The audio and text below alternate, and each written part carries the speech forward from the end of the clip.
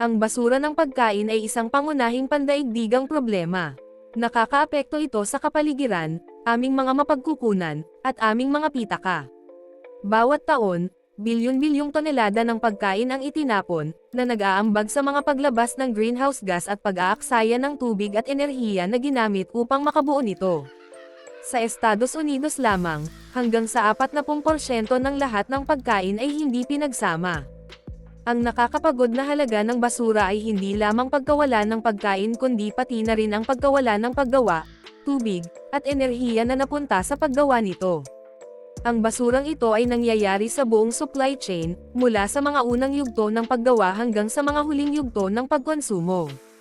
Ang pagkain ay nawala o nasayang sa bawat hakbang, mula sa mga bukid hanggang sa pagproseso ng mga halaman, at mula sa mga tindahan ng grocery hanggang sa aming sariling mga tahanan. Mula sa mga bukid hanggang sa aming sariling kusina, ang basura ng pagkain ay isang malawak na isyu. Ang mga magsasaka ay madalas na itinatapon ang ani na hindi nakakatugon sa mga pamantayang kosmetiko, at itinapon ng mga mamimili ang pagkain na maaari pa ring kainin. Nakakagulat, ang mga sambahayan ay makabuluhang nag-aambag sa isyong ito. Ang mga pamilya ay madalas na bumili ng higit pa sa kailangan nila, at ang mga tira ay madalas na hindi naganap, nagtatapos sa basurahan. Ang aming pagkalito sa mga label ng petsa ay isang pangunahing salarin. Maraming mga tao ang nag-misinterpret sa mga label na ito, na humahantong sa napaaga na pagtatapon ng pagkain na ligtas pa ring kainin.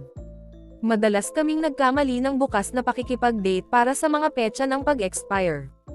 Ang hindi pagkakaunawaan na ito ay nagiging sanhi ng mga mamimili na itapon ang pagkain na perpekto pa rin, na iniisip na naging masama ito. Ang hindi pagkakaunawaan na ito ay humahantong sa perpektong mabuting pagkain na nagtatapos sa basurahan. Ang resulta ay isang makabuluhang halaga ng nakakain na pagkain na nasayang na hindi kinakailangan. Ang bukas na pakikipag-date ay pangunahing mungkahi ng tagagawa para sa kalidad ng rurok. Ipinapahiwatig nito kung kailan magiging pinakamabuti ang produkto, hindi kapag hindi ligtas na ubusin.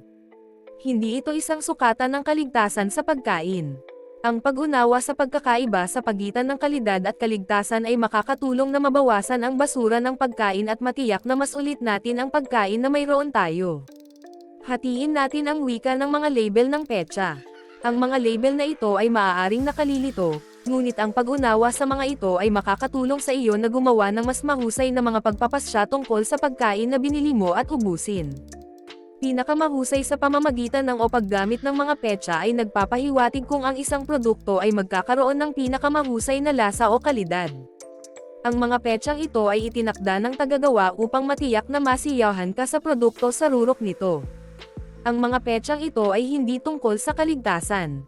Ang mga ito ay mga mungkahi lamang mula sa tagagawa. Kahit na ang petsa ay lumipas, ang pagkain ay maaaring maging perpektong masarap na makakain.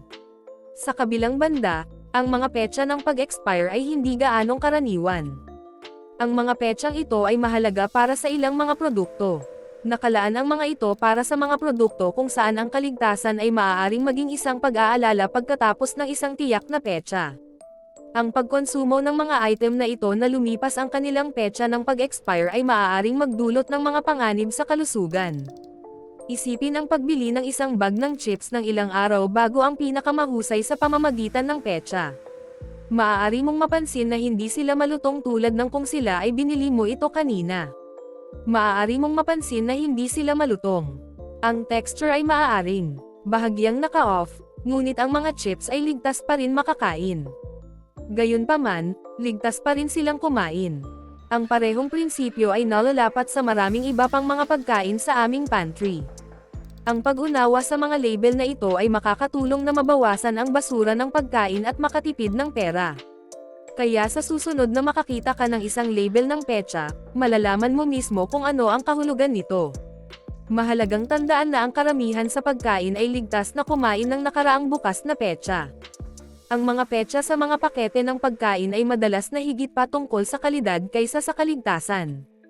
Ipinapahiwatig nila kung kailan ang produkto ay nasa rurok na lasa at texture. Ito ay totoo lalo na para sa mga item na matatag sa stand tulad ng pasta, bigas, at delat ang kalakal. Ang mga item na ito ay idinisenyo upang tumagal ng mahabang panahon at maaaring ligtas na maubos ng maayos na lampas sa kanilang mga may label na mga petsa kung nakaimbak ng maayos. Ito ay totoo lalo na para sa mga item na matatag sa stand tulad ng pasta, bigas, at delat ang kalakal. Ang mga item na ito ay idinisenyo upang tumagal ng mahabang panahon at maaaring ligtas na maubos ng maayos na lampas sa kanilang mga may label na mga petsa kung nakaimbak ng maayos. Ang mga produktong ito ay maaaring tumagal ng mga buwan o kahit na mga taon na ang nakaraan ang kanilang mga may label na mga petsa. Laging suriin para sa mga palatandaan ng pagkasira, tulad ng pagbuli ng mga lata o mga amoy, bago kumonsumo. Gumamit ng karaniwang kahulugan at ang iyong mga pandama upang matukoy ang pagiging bago. Maghanap ng mga pagbabago sa kulay, texture, at amoy. Kung ang isang bagay ay tila off, mas mahusay na maging ligtas kaysa sa paumanhin. Kung mukhang, amoy, at masarap, marahil ito ay tiwala sa iyong mga instincts at karanasan kapag sinusuri ang pagkain. Siyempre, ang ilang mga pagkain ay nangangailangan ng higit na pag-iingat. Ang mga hilaw na karne, manok, at mga produkto ng pagawaan ng gatas ay mas madaling kapitan ng paglaki ng bakterya at pagkasira. Ang mga produktong karne, manok, at pagawaan ng gatas ay mas mapahamak. Dapat silang maubos sa pamamagitan ng kanilang mga petsa ng pag-expire upang maiwasan ang panganib ng mga sakit sa panganganak. Ito ay pinakamahusay na mga oras ng imbakan para sa mga item na ito. Ang pagyayelo ay maaaring mapalawak ang kanilang buhay sa stand, ngunit palaging tiyakin na sila ay nakaimbak sa tamang temperatura. Kapag nag-aalinlangan, itapon ito. Mas mahusay na itapon ang kadudad-dad ang pagkain kaysa sa panganib sa iyong kalusugan. Gayunpaman, tandaan na ang tamang pag-iimbak ay susi sa pag-maximize ng buhay ng stand ng lahat ng pagkain.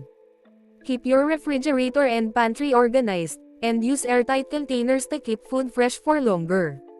We can all do our part to reduce food waste. Start by understanding what date labels really mean. Don't automatically toss food just because it's a few days past the best by date.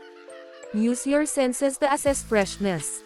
Trust your judgment. Kung ito ay tumingin at amoy maayos, marahil ligtas na kainin. Bukod dito, ang mga patakaran sa suporta na naghihikayat sa mas matalinong mga kasanayan sa pagkain. Kasama dito ang pagtataguyod para sa mga pamantayang label ng petsa at pagtaguyod ng mga inisyatibo sa donasyon ng pagkain.